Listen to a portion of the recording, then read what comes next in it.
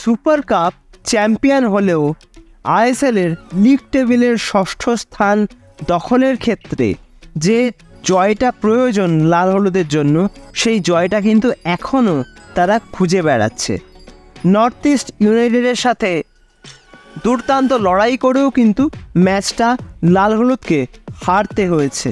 তবে প্রথমে গোল খেয়ে গেলেও যেভাবে তারা কামব্যাক করেছে, বিশেষ করে দ্বিতীয়ার্ধে লাল হলুদের যে কামব্যাক, সেটা কিন্তু দারুণ উপভোগ্য ছিল। হ্যাঁ, হয়তো তারা ম্যাচটা জিততে পারেনি, কিন্তু শেষ পর্যন্ত চেষ্টাটা করেছে। আর আমরা সকলেই জানি ইস্টবেঙ্গল কিন্তু সেভেরিও টোরো এবং বরহা হেরেরা দুজনেই কিন্তু জামশেদপুর এবং এফসি গোয়ার হয়ে এখন খেলছেন।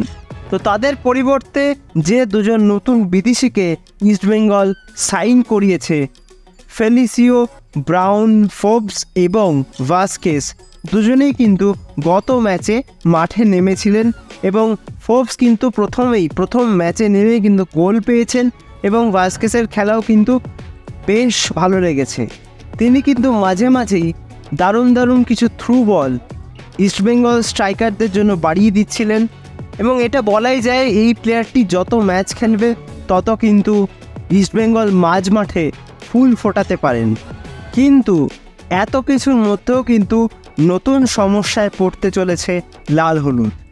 লাল হলুদের মাঝ মাঠের অন্যতম ভরসাযোগ্য একজন প্লেয়ার, যিনি নিজেও কিন্তু একজন স্প্যানিশ। এই মরশুমে তিনি লাল হলুদের হয়ে যে কটা ম্যাচ খেলেছেন, মাঝ মাঠের নেতৃত্ব কিন্তু সেই সব ম্যাচে তার হাতেই ছিল। তো সেই স্প্যানিশ প্লেয়ারটি কিন্তু এবার চোটের কবলে পড়লেন। আর এই চোটের কারণেই কিন্তু গত ম্যাচটাতেও আমরা তাকে খেলতে দেখিনি। আর এখন যেটা শোনা যাচ্ছে, তিনি নাকি তার নিজের দেশ স্পেনে ফিরে গিয়েছেন সেখানে ট্রিটমেন্ট করানোর জন্য।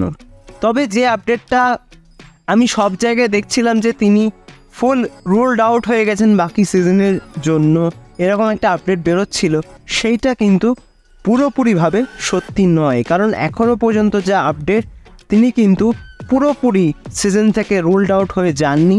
তিনি কিন্তু ট্রিটমেন্ট করিয়ে আবার দলের সঙ্গে যোগ দেবেন এবং তারপরেই কিন্তু বাকি সিদ্ধান্তগুলো হবে যে তিনি কতটা ফিট আছেন বা কতগুলো ম্যাচে তিনি খেলতে পারবেন, সেটা কিন্তু তারপরে বোঝা যাবে। কিন্তু একেবারেই কিন্তু তিনি যে সিজন থেকে রুলড আউট হয়ে গেছেন, এই খবরটা কিন্তু ঠিক নয়। তবে মোটামুটি মাসখানেক কিন্তু তাকে মাঠের বাইরে থাকতে হতেই পারে। আর সেক্ষেত্রে কিন্তু বড় একটা ধাক্কা ইস্টবেঙ্গলের জন্য, কারণ সাউল ক্রেসপোর মতন একজন ক্রিয়েটিভ মিডফিল্ডার না থাকলে কিন্তু সমস্যা হতে পারে ইস্টবেঙ্গলের জন্য। তো এখন এটাই দেখার যে তিনি কবে আবার মাঠে ফিরে আসেন আর তাকে নিয়ে কী বা পরিকল্পনা করেন কোচ কার্লোস কোয়াদ্রাদো। সেই সব বিষয়ে কোনো আপডেট পেলে অবশ্যই তো তোমাদের জানিয়ে দেব। আর সেটা জানতে গেলে কিন্তু তোমাদের এই চ্যানেলটাকে সাবস্ক্রাইব করে রাখতে হবে। ভিডিওটা ভালো লাগলে অবশ্যই লাইক কমেন্ট শেয়ারটা করতে কিন্তু ভুলো না। প্লিজ বেশি করে লাইক কমেন্ট শেয়ার এবং সাবস্ক্রাইবটা করে দিও। সাবস্ক্রাইব করে দিয়ে কিন্তু পাশের বেল অপশানটা প্রেস করে অবশ্যই অল অপশানটা প্রেস করে রাখবে, যাতে সমস্ত রকম নতুন ভিডিও নোটিফিকেশান তোমরা সবার আগে পেয়ে যাও যখনই আমি কোনো নতুন ভিডিও পোস্ট করব। তো আজকের মতো ভিডিওটা এখানেই শেষ করছি। দেখা হবে আবারও পরবর্তী ভিডিওতে নতুন কোনো দিন নতুন কোনো সময়। তোমরা ভালো থেকো, সুস্থ থেকো।